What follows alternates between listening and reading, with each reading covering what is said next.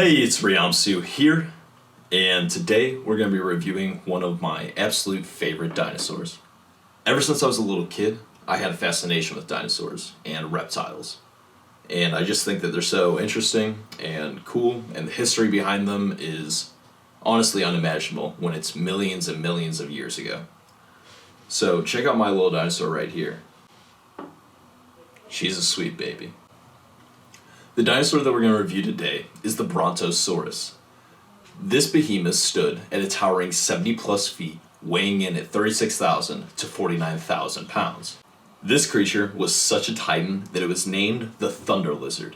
With this kind of size and power, it was clearly one of the strongest herbivores to ever walk this earth. They were also group animals, which really helped out during the Jurassic period. But before we get into too many specifics, let's start where it all began. The Brontosaurus was first discovered in 1879 by a man named Charles Marsh during the time of the Bone Rush, when every paleontologist was trying to be the first to make big discoveries and get their name out there. Basically the gold rush, but for dinosaurs. When Charles Marsh first found the Brontosaurus, he found most of the sauropod intact, except for the head. So what did Charles Marsh do about this? Well, he stuck the head of another dinosaur on top of the Brontosaurus body, which, while similar, still had enough differences to tell that these were two different dinosaurs. See, the one that Charles Marsh found, had a snub nose kind of face. Very, very tight, large, and snub nose. The Brontosaurus actually had a much longer and slim face, kind of like the Diplo. Paleontologists also discovered that the Brontosaurus didn't move or even look the way that we imagined. So the first thing that they had to figure out was, how did the Bronto move? How did it look?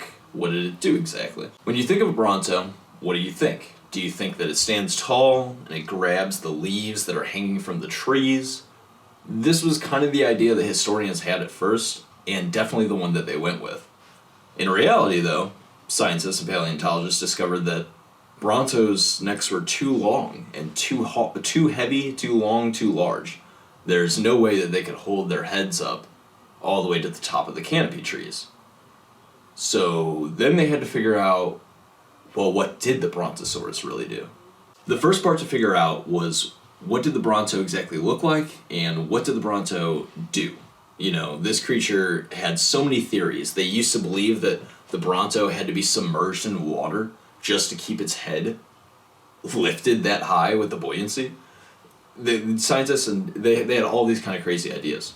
What they actually ended up looking towards was the mouth, the face, the lips, the mouth of the Bronto.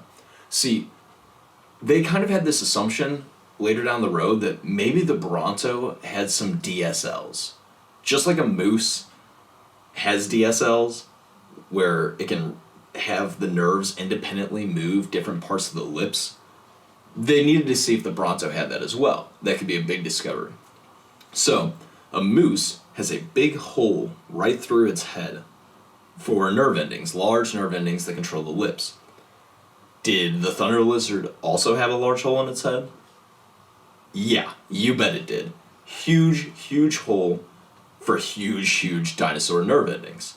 So the Brontosaurus was actually kind of like a moose, where it had some big Bronto DSLs, and it would use the lips to kind of scoop up and take in all the plants and berries that it could find. The Bronto actually held its head pretty low, more almost straight-like, and it would sweep the floor like a vacuum, and it would scoop up berries, fruits, anything that it could really find, but it would kind of just go low and back and forth like that. Now we figured out what the Bronto looked like. We figured out that all of the ideas we had about it at first were wrong, and that it wasn't even first constructed with the right head.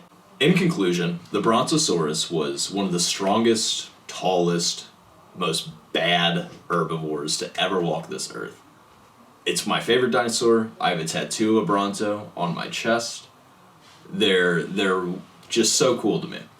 And I learned things doing this video that I didn't even know about the Brontosaurus. And I'm a dinosaur fanatic. So if you guys find yourselves wanting more dinosaur information, more dinosaur facts, I'm going to link all of my reference and research in the description below. If you'd like to learn about another dinosaur, leave it in the comments below. Do you want to learn about the Triceratops, Brachiosaurus, Tyrannosaurus, any dinosaurs on the table? We can review all of them. Today is not exactly my usual form of videos. I'm not used to having a script and trying to memorize things. I usually get the freedom of voiceovers and things like that. So if you guys enjoyed this, please leave it a like. I've been juggling work, school, COVID-19, everything all at once. So making videos has been hard. Finding the time has been hard.